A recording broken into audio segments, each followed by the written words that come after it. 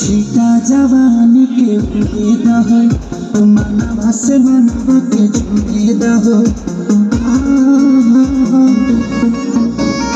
छीटा जवानी के उड़े दहो मनवा से मनवा के जुड़े दहो आज सुत दत्ता दरिया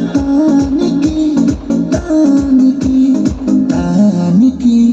टूट जाए राजा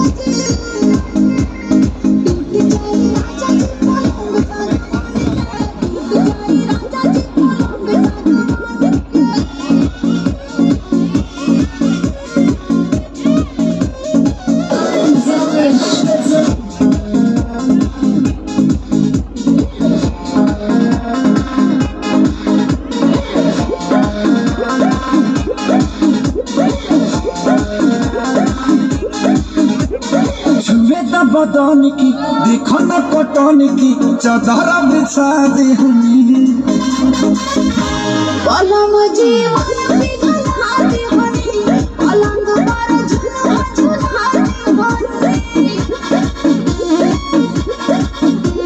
छुए न बदन की देखो न कटन की चादर बिछा दे हनी पलंग जीवन पिघला दे हनी पलंग पर झुला झुला दे यार बट बेबी अब खान के टूट जाए राजा जी टूट जाए राजा जी पलंग सागवान के टूट जाए राजा जी पलंग सागवान के